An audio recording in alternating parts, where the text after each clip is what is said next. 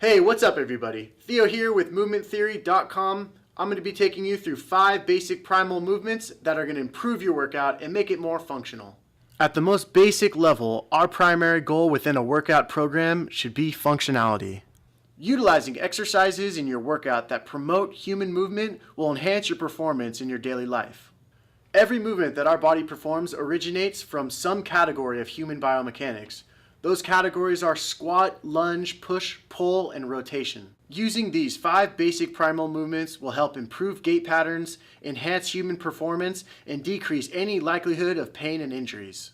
It is important to understand how to integrate the entire body and properly perform these basic foundational movements. The squat is a highly functional exercise and movement pattern that is used in everyday work and sports activities. Begin with your feet hip distance apart, pointing straight forward.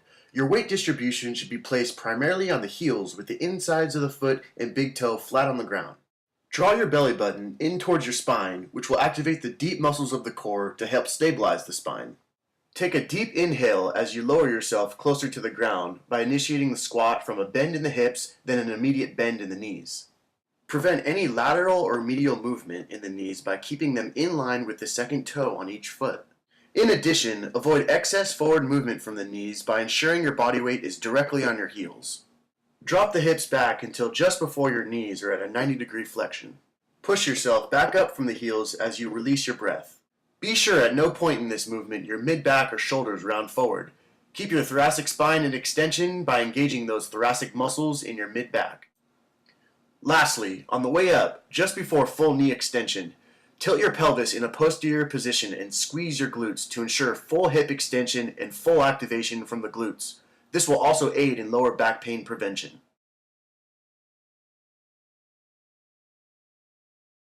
The lunge is fundamental in any workout routine and is an essential exercise that directly improves performance of everyday movements like walking, climbing, and running. Begin by positioning your feet hip width apart, pointing straight forward. Take a comfortable step straight forward with either leg and gently plant the heel into the ground. Initiate the lunge by dropping the hip of the forward leg back and bend at the knee, lowering yourself closer to the ground. It is important to note that most of your body weight is shifted onto the heel of the forward leg. This loaded position will engage the glutes, which is a prime muscle mover. Hinging the hip back is also crucial in properly aligning the knee and preventing excess forward lean, which can be dangerous on the joint. Slightly drop your chest and rotate your trunk subtly into your forward leg. Tuck and squeeze the glute on your back leg to solidify hip extension for a more stable lower spine. The back leg is used for support during the lunge by flexing the foot so the heel is raised from the ground, while minimal pressure is placed on the big toe and ball of the foot. Lower yourself closer to the ground until your knee just about reaches a comfortable 90-degree flexion. With most of your weight applied to the heel, power yourself straight back into your starting position. Alternate legs and be mindful of drawing your navel in towards your spine while keeping your mid-back and shoulders from rounding forward. The push, at its most basic level, is used to press against an object with force. This exercise demonstrates how a push can be functional to promote human movement patterns by training the anterior oblique system. Grabbing the handle of the cable machine, take a step forward with your back to the resistance. Position your feet hip distance apart, pointing straight forward in a staggered stance. With the pelvis square, flex the hip of the lead leg without dragging the knee forward. Extend the hip of the back leg by sucking your belly towards your spine and tilting your pelvis in a posterior position. While keeping your thoracic spine extended by elevating the rib cage, allow the resistance to torque only the trunk of your body, loading the oblique muscles. Now that you're in a loaded position, use the oblique muscles to sling your body into rotation as you push the resistance forward. Avoid any excess movement in the hips, as it can build improper movement patterns and make this exercise less effective. Force even more rotation by using the opposite arm and pull with the free hand as you push with the resisted hand. Avoid shoulder pronation, as it can be harmful to the joint by retracting your shoulder blade to lock that joint in place.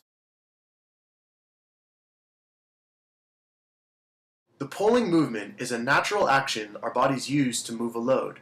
Using the posterior oblique system, The abdominal muscles contribute through trunk rotation, assisting the glute and contralateral lat with the pull. In a staggered stance position, face your feet, hips, and shoulders towards the resistance of the cable machine. The heel of the back leg should be raised from the ground with light pressure on the big toe and ball of the foot. Start by gripping the cable handle with the hand on the same side of the back leg, torquing the trunk of your body into your forward leg. This will involve the oblique muscles of your core to assist with the pull. With a nice stretch in the lat muscle, pull the resistance towards your body by retracting your shoulder blade back and immediately following with a bend in the elbow. Leading the pull with scapular retraction instead of elbow flexion will position your shoulder into alignment, avoiding any impingement of the joint.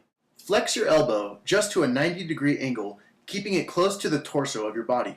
Follow the movement through with trunk rotation to provide additional core muscle recruitment for stability with the pull.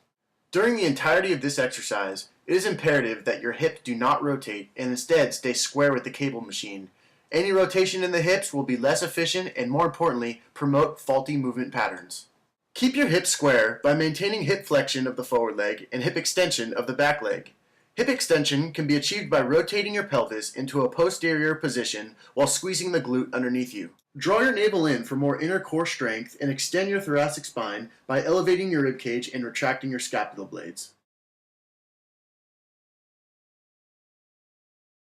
Rotation may be the most important movement pattern as it is integral to almost every movement throughout our day.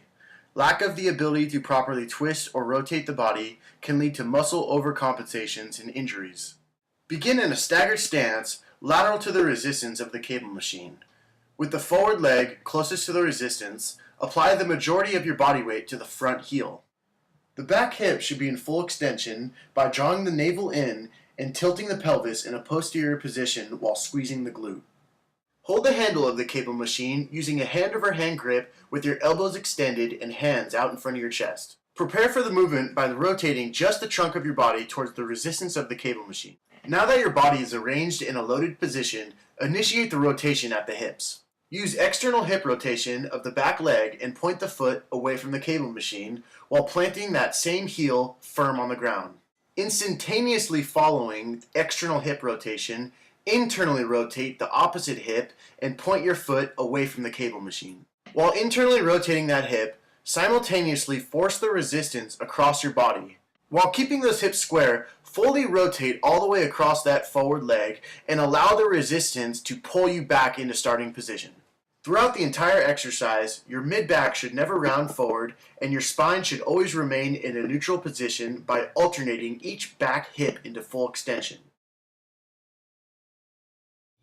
It is important to understand how to integrate the entire body and properly perform these basic foundational movements. Visit my website, movementtheory.com, and get some more information on how to correct that imbalance within your body.